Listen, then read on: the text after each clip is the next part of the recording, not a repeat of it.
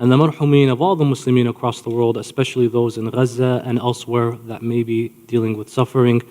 For the sake of this half of the holy month of Ramadan, Surah Al-Fatiha. Bismillah ar-Rahman ar-Rahim. Ar-Rahman ar-Rahim, Maliki yawmiddin. Iyaka na'budu wa iyaka nasta'in. Ihdina as-sirata al-mustaqim, as-sirata alladhina Sadaqallahu al-'aliyyul 'azim. أعوذ بالله من الشيطان الرجيم. بسم الله الرحمن الرحيم. صلى الله عليك يا سيدي يا مولاي يا رسول الله. صلى الله عليك يا سيدي يا أبا محمد أيها الحسن الزكي الناصح الأمين، وعلى أخيك أبي عبد الله الحسين. ما خاب من تمسك بكم سادتي، فنفوز والله فوزا عظيما. بسم الله الرحمن الرحيم. لن تنالوا البر حتى تنفقوا مما تحبون. آمنا بالله. صدق الله العلي العظيم. صلوا على محمد. A second salawat in honor of Amir al-Mu'mineen, salawatullahi alayh. A third in honor of the Imam of our time with your loudest of voices.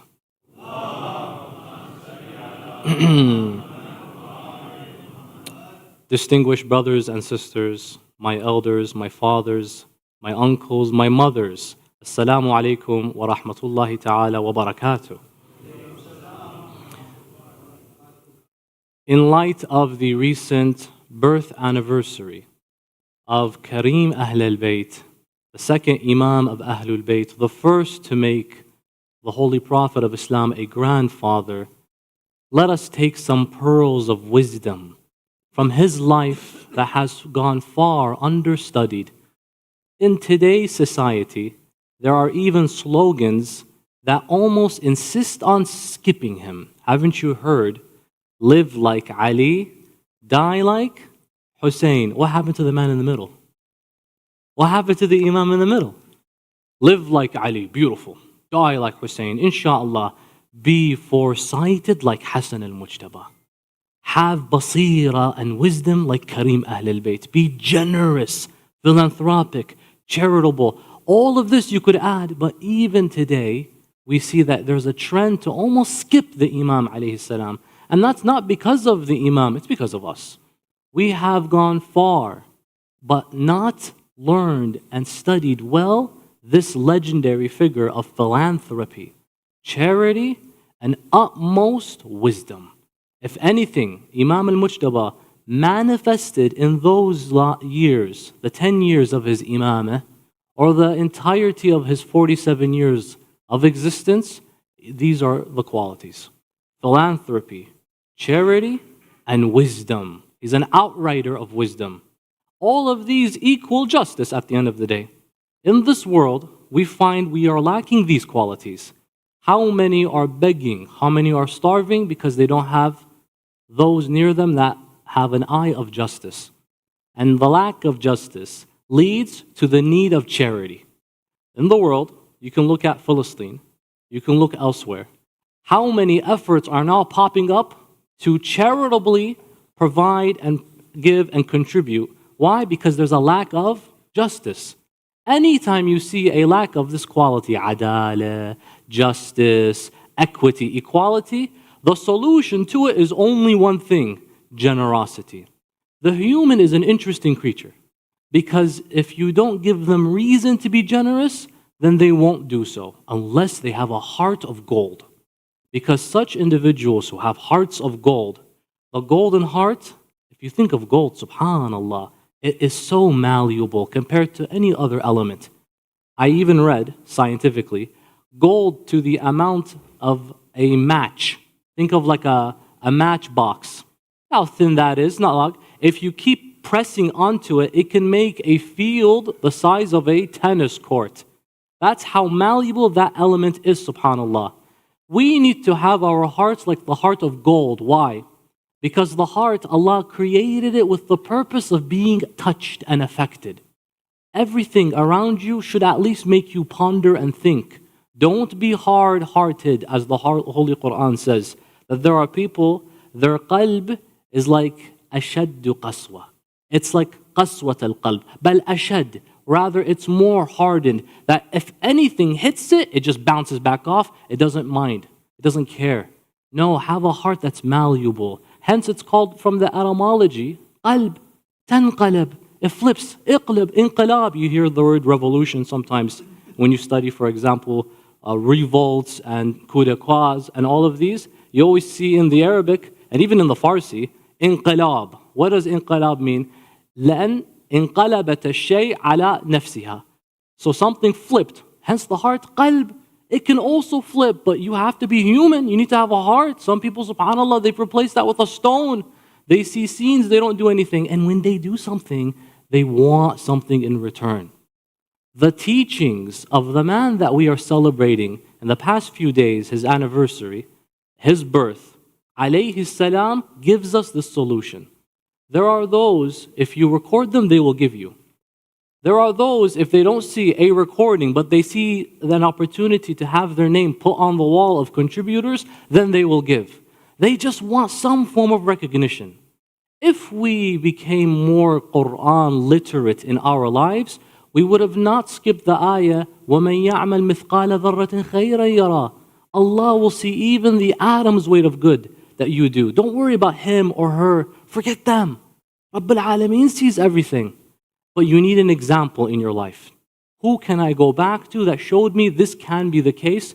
And if Allah recognizes you, you don't need to worry about anyone. Allah will make it public on the Day of Judgment, if not in this dunya, before the akhirah. Imam al-Mujtaba himself. One day, a man was constantly going to the house of Imam al-Hassan in Medina. He would always knock on his door. Imam al-Mujtaba would give him. One day, this man came to the house of Imam al-Mujtaba, but he felt so guilty. And you keep asking for more and more and more. Sometimes you feel like you're a burden on the other individual. Not with Ahlul-bayt. They are a door that no matter how many times you knock, they will always give. We should be more like that, of course. This man felt guilty though. So what did he decide to do? He said, instead of him giving me something, this time I want to give him something. Now you have to ponder and reflect. What could you give an Imam Ma'soom that'll make him pleased and happy? The man, even in his situation, thought, I don't have much economically anyways. So what on earth could I give him? He decided to give Imam al-Hassan poetry. I might not have anything to give fiscally, monetarily, financially, but I'll give him poems. So I wrote some poetry in his honor. I will go and knock on his door. This time, I'm going to, instead of asking him for something, I'll say, Ya ibn Rasulullah, here's a gift for you. The man goes and knocks on the door of Imam al-Mujtaba. When researching this story, I found it narrated in the Fariqain, Sunnatan wa Shi'a, by ijma' and consensus. Imam al-Hassan did the following, alayhi salam. That as soon as he knocks and the door opens, Imam al-Hassan would make a habit. When he knew a beggar was coming to knock on his door, he would never open the door and be the person they would see in front. Rather, he would stand beside the door as such, and he would hold the bag of goods and money and food and just hand him the bag. Why? He doesn't want the person begging to know that he knew what he looked like, that he knew the identity of the one begging in society. At the end of the day, there's a dignity that needs to be preserved. I might be struggling financially, but I don't want an advertisement of people knowing that I'm the one who's constantly asking and begging. Sometimes I see YouTubers, when they do a social experiment, I gave a homeless man $10,000, yeah, but at the same time, 10 million people saw him. At the end of the day, maybe this man might come out of poverty, but the sad thing is, the video of him begging is still there. No one wants to have that in their record. And there's nothing wrong or shameful of being in a very humble financial state, but we shouldn't be the ones projecting that. It's not a quality people look for. It's not every day you look for, I want people to recognize me to be financially struggling, and that there's a YouTube video of it. That's not the case. So Imam al-Mujtaba would make a habit to stand behind the door as such, and just they would see his hand. This time, the man wants to give him. So he decides, this time I knock and I say, Yabna Rasulillah, I want to give you some poetry. Do you, he begins to say, do you, Imam al-Mujtaba cuts him off. He says, don't complete your question. Before you continue, here is a bag of 500 dinar for you. The man said, but I never asked you what I wanted.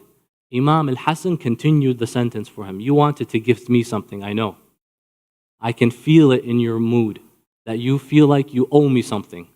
I won't allow you to finish your question. He says, Yabna Rasulullah, what do you mean? He says, you wanted to give me poetry, I'm not even going to allow you to do that. In fact, this is amazing. I will give you something in return. He says, what? On top of the money I just gifted you, I'm going to recite poetry for you. The man had something arbitrary to give him. It's not something he'll lose. It's not like it's cash or bread. The Imam says, I'm not going to tolerate that. In your situation, don't even give that up. Keep the poem for yourself. Don't spend it on me. In fact, how about I give you a poem? Imam al-Mujtaba begins to recite. And you know this poem is original because it relates to the scene as it is right now. He says, نحن أناس نوالنا خضل يرتع فيه الرجاء والأمل تجود قبل السؤال أنفسنا خوفا عن ماء وجه من يسأل. We are a people, نحن أناس نوالنا خضل. Getting and acquiring anything from us is so easy. Just come to our door. يرتع فيه الرجاء والأمل. Flourishing our hopes and aspirations at our gate. Come to us, you will find your hope and aspiration manifesting. We give you before you complete your question. Hence earlier Imam said, don't complete it. I will give you what you want. I don't want you to finish your sentence so that you can say, I had to ask him. I will give you before you complete your question. تجود قبل السؤال. Our Jude. Jude means generosity. Jawad, Ahlul Judi, wal Karam. These are all synonyms of generosity.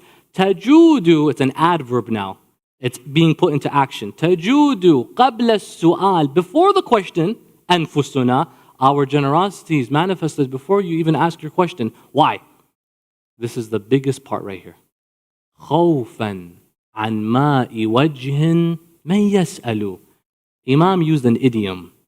He says to preserve the dignity out of fear of not preserving the dignity of the person that is asking. Ma'il wajh in the Arabic lexicon literally means the water on someone's face. Ma' wajh. But when used in a sentence, it means your dignity, your karama. Khawfan, I fear that I might break and violate your dignity if I have you ask me completely, hey, could you help me? Don't even worry. Just consider it like a gift and not like you were ever begging me. Just take it as such. If this was implemented, wallah al-azim, we would eradicate poverty in the 21st century today. That you give and don't wait for someone to ask you. Just give. There was a study that was done. Do you know which states in the United States are the most generous and the most giving? It's called the Bible Belt. It's basically southeast of the United States. From Mississippi to Georgia, I wish I could say Florida, but it's that area, the Bible Belt. Why? You know what the irony is, subhanAllah? These are the most religious states as well, biblically speaking. They believe in the beautiful quality of donation and donating and philanthropy and charity, but a big incentive is their religion because Jesus was a big donator to those that were underprivileged. So they take that lesson. Now here's the thing. I looked in Southeast Michigan. We got a lot of Muslims there, and they show you the map. The concentration where the people donate the most glow. It's like whiter. In Michigan, it's as pitch black as it could be. Like, come on, guys. We're Muslims. We have many avenues of giving charity. Sadaqah, zakat, khums. What else do we have? We have just tabarru'at, fun. That area is dark as it could be. Interesting, I actually checked this part, Orlando. Somehow it's shining. I don't know what's going on, so I'm happy. You guys beat us in Michigan. Sanford particularly, mashallah, congratulations. It's probably just like a couple of people here, subhanallah. But that's good. You shine, you brought pride. Now, here's also a not fair comparison. You're dealing with Muslims in the United States are about 3 point something million in the population of 380 million in the United States of America. We'll get there, inshallah ta'ala. This isn't advocating Sharia law, but it would be nice to see a world where we can give selflessly, for example. And in this case, Imam al-Mujtaba honed this quality that he would do on an individual level and even on a social macro level. Imam al-Mujtaba 3 times in his life gave away all he owned. All that he owned, he gave away 3 times in his entire life. And he owned a lot, by the way. Hence why he is called Kareem Ahlul-bayt, the generous one from the Imams of Ahlul-bayt. Every Imam of Ahlul-bayt had their own relative circumstance. In his lifetime, it was to fight injustice by being generous. What did we say earlier? That in a vacuum of justice, the lack of it, the solution is generosity. But some people need a motive.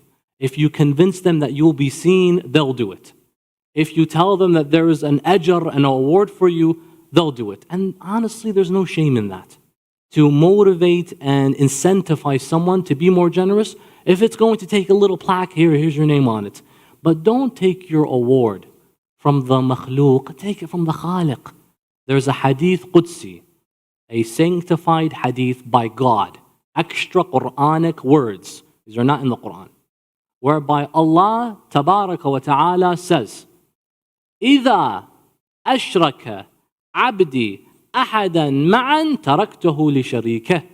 If my servant involves anyone with me in regards to their a'mal, I will leave the reward of that amal to the person that they involved alongside me. So it's that whole, I'm doing this, inshallah, qurbatan fi sabilillah ilallah, but also to impress that group of people right there, to know that I'm very religious and I give to society a lot. Allah says, then your ajr will be with them. I need 100% tawakkul, not 99. If there's 1%, إِذَا أَشْرَكَ, if you involved a partner with me, abdi ahadan ma'an, anyone alongside me, I will leave the ajr to the person they put involved. Do everything khalisatan, mukhlisan, fi sabilillahi ta'ala. One day, Imam al-Mujtaba alayhi salam was sitting down, and one of the companions by the name of Junayh comes, and he sees Imam doing something I wouldn't imagine anyone do, unless you're an Imam of Ahlul-bayt. He was breaking bread, taking one loaf for his side, and the other loaf giving it to a stray dog. The reality is, today you go to the Middle East, even come over here, animals are not even considered as part of the category of recipients to generosity, except if you're some animal group, Animal Rights Watch. But on an individual level, that's the last thing people think of, not Imams of Ahlul-bayt. The man comes and says, Yabna Rasulullah, that's your food and you're giving it to a dog? Haram! As if you can tell the Imam what's haram or halal. The Imam replies, Inni astahi, I have some degree of shame. And akula, that I eat, listen to this line, وَذُو رُوحٍ يَنظِرُ إِلَيْهِ, and a soul looks at me. He says, I was eating, and suddenly I noticed 2 eyes watching me. There was this young creature of Allah. It was also hungry. Maybe I can give it some and I won't lose. I feel a degree of shame. It's an animal, it's not a human. He decides to give it from his own end. Imam loved this quality so much that one day he was walking by an orchard and he saw an Ethiopian slave doing the same thing. He was breaking bread and giving it to a dog. The Imam says to him, why do you give him from your food? He says, this is what I earn in one day. One day, this is my compensation of plowing this field. And my master gives me a loaf of bread. I see this dog, he's helped me as well. Let me give him some of it. Imam was so impressed with this selfless quality. Kareem Ahlul-bayt. He decides to ask, where is this master of yours? He says he's in the field there, overseeing everything.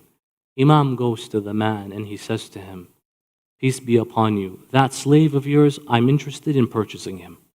He says it's going to cost a large sum of money. He says, whatever it costs. He says, not just that, the entire plantation and farm, I want to buy it as well. He says, it's going to cost a lot. He says, anything it costs, I'm interested in it. Imam al-Hassan buys the man and he buys the farm. He then goes to the man. He says, I just bought you your freedom. And now the farm, I bought it as well and I gift it to you. The man says, why? He says, because I saw the quality of generosity manifested in you. The last thing a person would do is decide to give their ends meet to an animal as well. This is a quality Allah Tabarak wa Ta'ala loves. And therefore Allah has blessed you today. You're a free man. I purchased your freedom and I purchased you even the farm. The man then...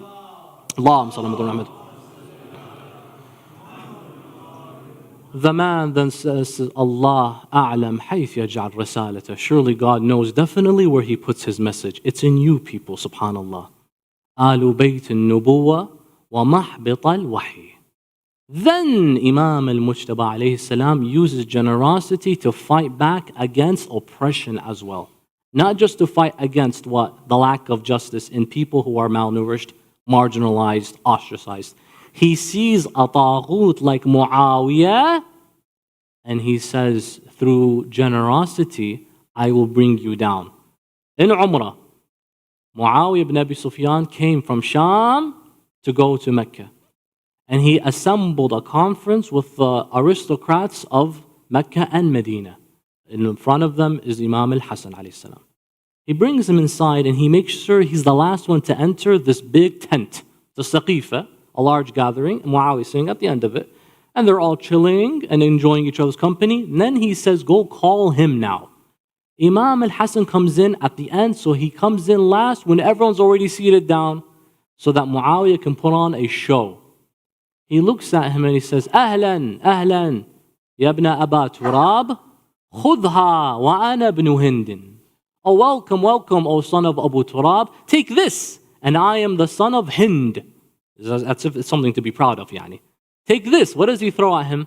He throws 300 dinar in a bag. Take this, and don't forget, I am the son of Hind. Look how honored he is. Imam al-Hassan, as soon as he walks into the gathering, he takes off his holy, blessed sandals. A man standing by the door picks them up and he puts them to the side. Imam al-Hassan saw that and he took the bag that was just thrown at him. He takes the bag with 300 dinar and he looks at the man and he says, Khudha wa ana ibn Fatima. Take it and I am the son of Fatima. They say Muawiyah's face instantly was yellow from shame. Is this something to be proud of? That you decide to throw at the son of Rasulullah and then use the name of Hind to show that you're so generous? Imam says, don't worry about it. Take this, O small servant of Allah, and I am the son of Fatima al-Zahra. Immediately, then and there, that majlis turned around and ignored Muawiyah and focused only on Imam al-Mujtaba alayhi salam. Through generosity, he shamed tyrants, and that's what we can do today. Let people learn and see that the most generous people in this state and in this country, in this world, are Muslims, are followers of Ahlul-bayt, that they give that which they love the most. And I'm not surprised because we are all of us are the sons and daughters of Fatima al-Zahra. And Imam al-Mujtaba says, one day I saw my mother, وَهِيَ تُلَمِّعُ دِرْهَمًا فِضَّةً وهي تلمع فضة قد اسود من كثرة ما أخذ. That I saw my mother polishing a dirham. Dinar is gold, dirham is silver, less valuable. She was polishing that silver coin. And I asked her, mother, why do you polish the silver coin? She says, I heard from your grandfather Rasulullah Muhammed sallallahu alayhi wa sallam that when you donate sadaqah, it doesn't go to the hand of the faqir, the coin that you donate, any amount you donate, by the way. It doesn't go to their hand at the end of the day. إنما الصدقات تقع في يد الله تبارك وتعالى. The sadaqah falls in the hand of Allah. Don't think you're doing this, that you are number one, helping the recipient. Number two, helping yourself.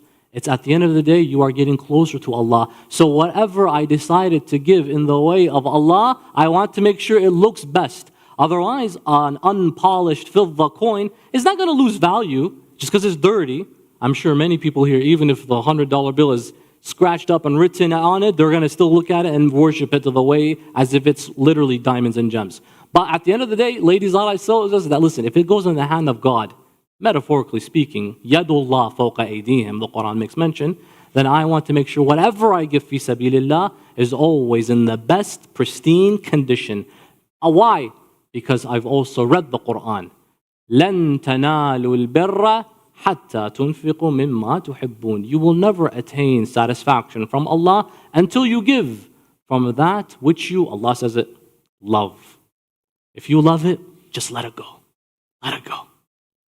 If you love it, watch the amount of sakina it will bring in your heart.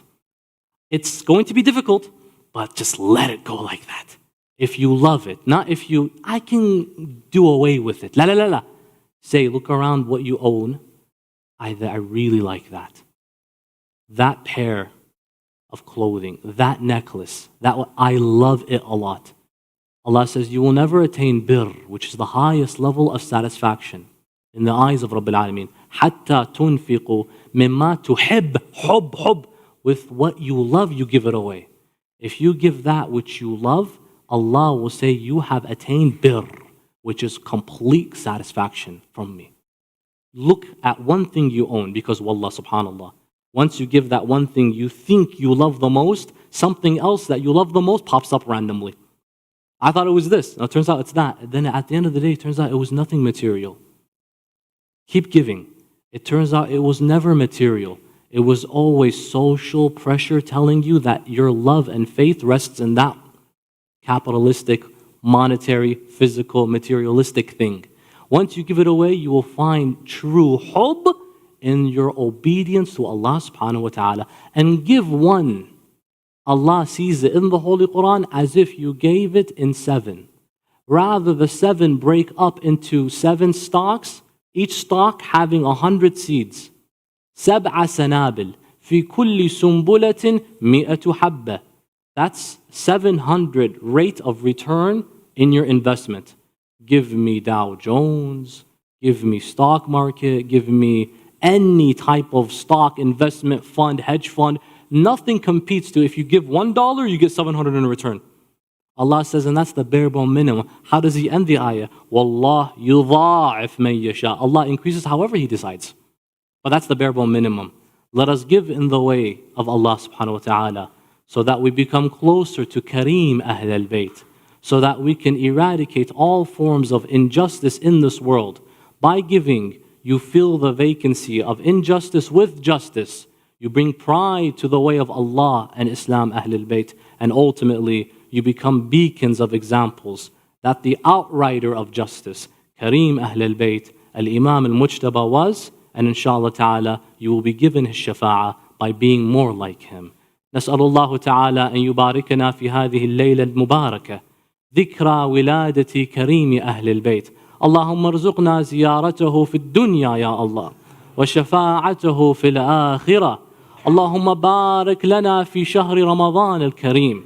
اللهم ارزقنا حج بيتك الحرام في عام هذا وفي كل عام، واغفر لتلك الذنوب العظام فإنه لا يغفرها غيرك يا رحمن يا علام. وآخر دعوانا أن الحمد لله رب العالمين، وصلى الله على سيدنا ونبينا محمد وآله الطيبين الطاهرين. محمد وعجل فرجه.